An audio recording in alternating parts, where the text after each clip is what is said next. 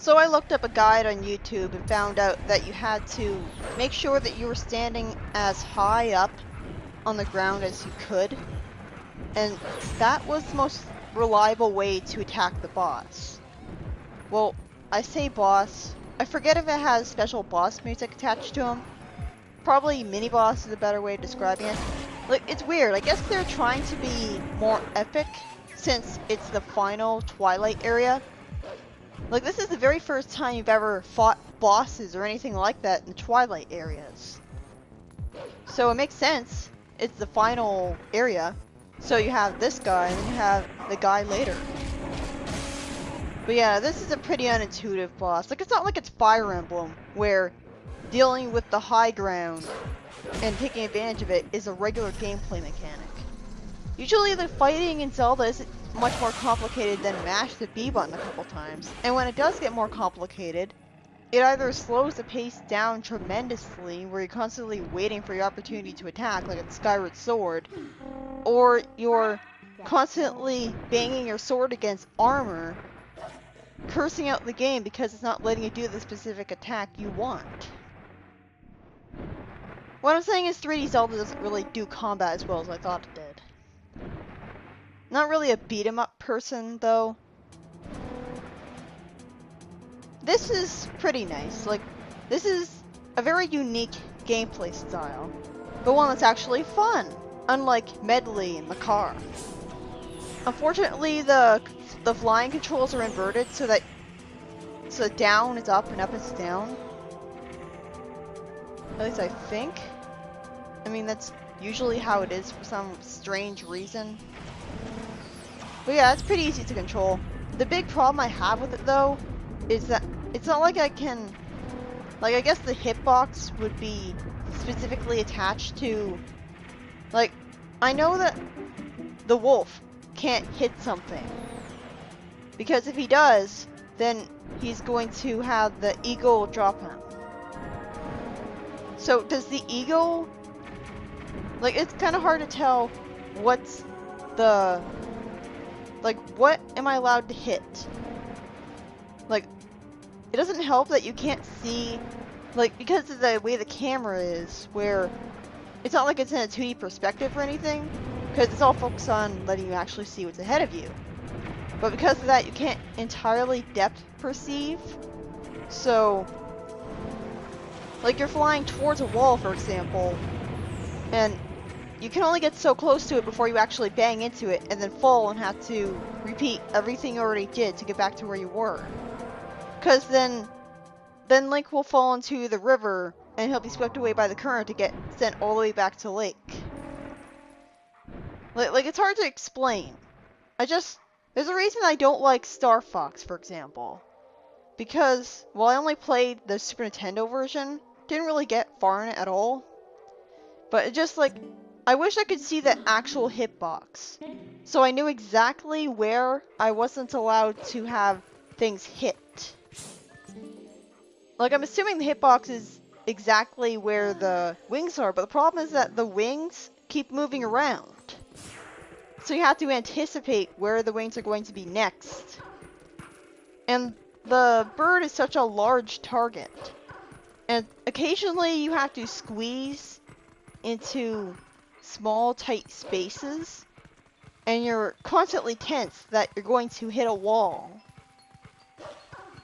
Like, it's not like the controls are bad or anything, it's not like they're sensitive, but it's kind of tense sometimes. It does get a lot more fun when it becomes a minigame later. But yeah, this is the first Twilight area where you don't get to see the light spirit right away. And I guess it kind of works because otherwise, like, I think the idea is you need to increase the water level in order to be able to see the light spirit, because the light spirit, he's in a cave that can only be accessed when you're high up enough in elevation. Like, Link is at the bottom of the lake. Like, not at the very bottom. That's why you can't go to the Lake Bed Temple. Well, even if you were at the very bottom, you wouldn't be able to go to it because the Lake Bed Temple its entrance is still above the water.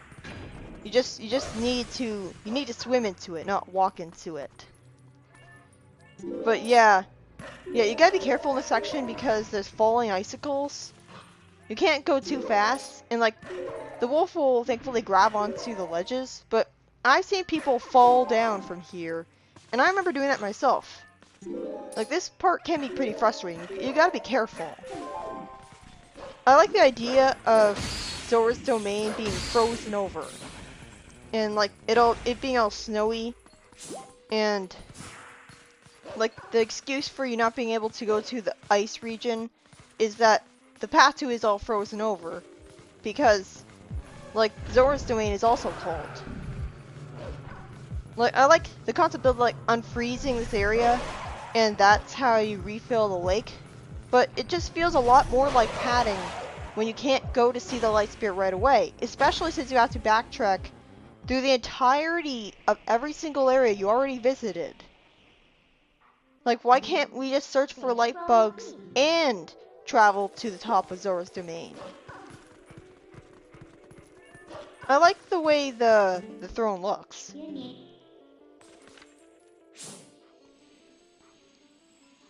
How are they not dead? Like, are Zora like cold-blooded? If they are, then they definitely should be dead. Like, her idea is to break the ice, and we're going to break the ice with something that will warm up. Like, we're gonna break the ice with something hot. The problem is that it doesn't really work like that. Like, they're not going to show the consequences of that too well, but it's like, if you have someone who's frozen, and then you introduce them to a large amount of heat, that's not going to actually help them. It's hard to explain. I don't entirely know why it's like that. I guess it just shocks the body. Like, I don't know. It just, breaking the ice that the Zoras are in with the hot rock and having a splash of water send them all out of it. Well, first off, shouldn't the rock have made physical contact with them? Cause like the rock is falling into, and it's so large. There's no way that it didn't actually, why didn't it crush any of the Zoras?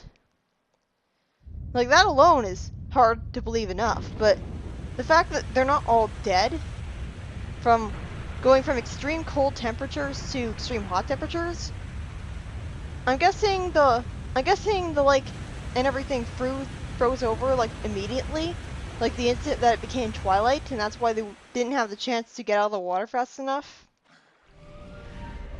And like, most of them are still unconscious.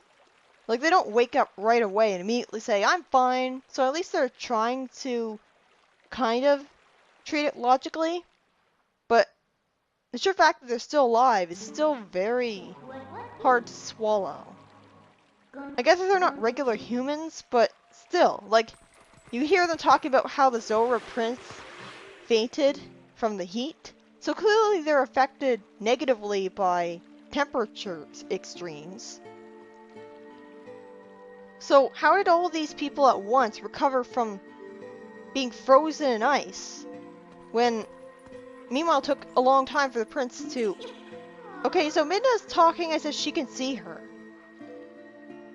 How would she even know that a ghost specifically can see her? And why is a ghost able to see the wolf, but the Zoras and the regular civilians can't?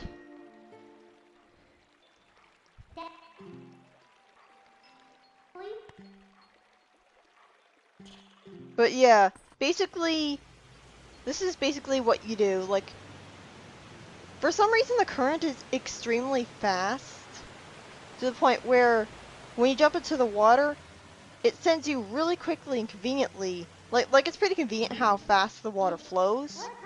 So that's good. I just wish it was always like this. Because you move so slowly in the water, especially as a wolf. And like, it takes you all the way back to like Hylia. I'm kind of worried that if you weren't able to warp to Lake Hylia, if you save and quit instead of making the screen fade to black and warping you here, I'm worried that you wouldn't actually be able to get back to Lake Hylia at all. Because it's not, like, you're not able to warp to Hylia at all until after you raise the water. The only way you can return to Lake Hylia after getting to Zora's Domain is to unfreeze it, and then let the current take you into the area where the screen will fade to black. But I could have sworn I remembered hearing something about how if you save and quit right after unfreezing Zora's Domain, the game will forget to make it so that you're warped back here after you, like, you'll just get taken to Upper Zora's River instead, and you'll be screwed. So maybe that's another unwinnable glitch, but I've never tested that out. But yeah, this is the only time when you can get a warp. Like, you couldn't get it before you filled up the lake.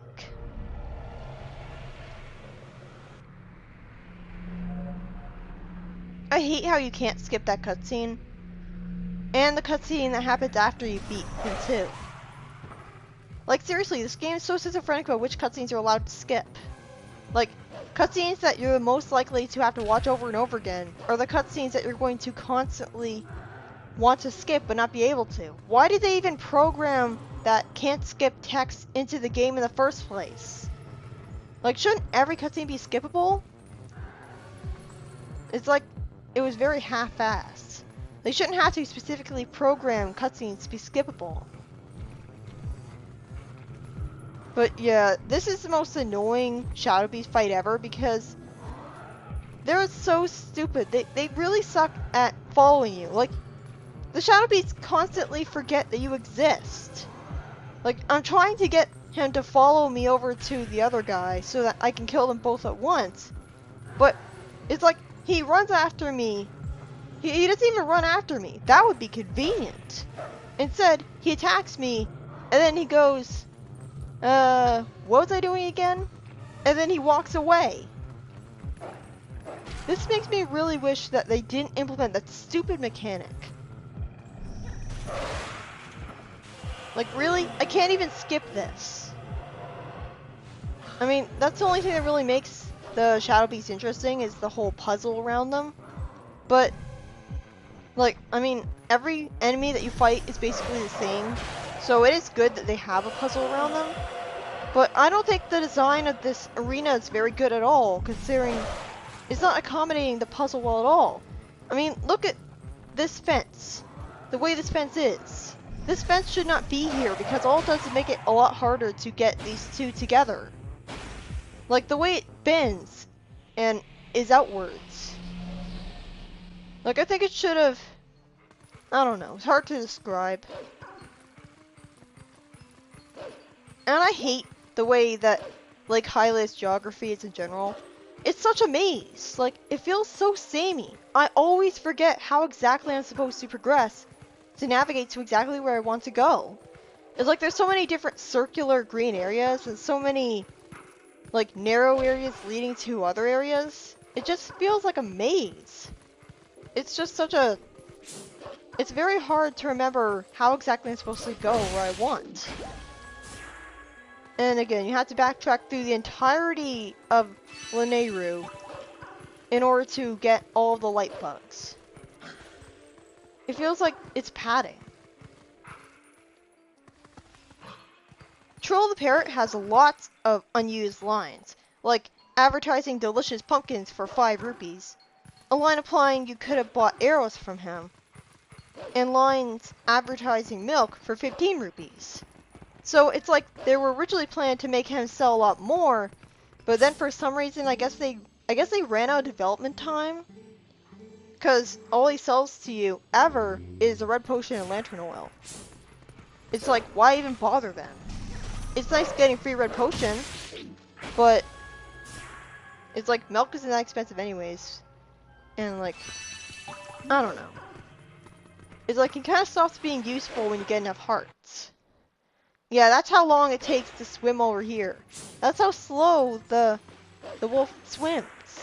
It takes a minute to swim over here. Again, it just feels like padding, like this. I just hate Lake Hylia so much. It takes so long to get to this island. And the part of it that's land is so maze-like, it's samey. Like, I get this more focused on being a lake, like it's more realistic, because there's less islands scattered around it, so it's less interesting to navigate. Like, it's mostly water. I haven't played Ocarina of Time, but I probably, even I'm going to admit that I'm sure Lake Hylia in that game is a lot better to play in. Seriously, why is he obeying you? Like, it's not like Midna is regularly feeding him. Why doesn't it just attack him? He doesn't really look any different from all of the other birds that attacked you, like on the rooftops of Hyrule Castle. So why is he randomly deciding, oh yeah, I'm going to help the person that Zant told me to kill? It's very contrived. We sure are lucky that they decided to... We sure are lucky that this bird decided to be generous. Because otherwise, Link would have actually not been able to beat his quest at all. So basically, the only reason Zant lost was because this bird decided to betray him. Great minion choicing there.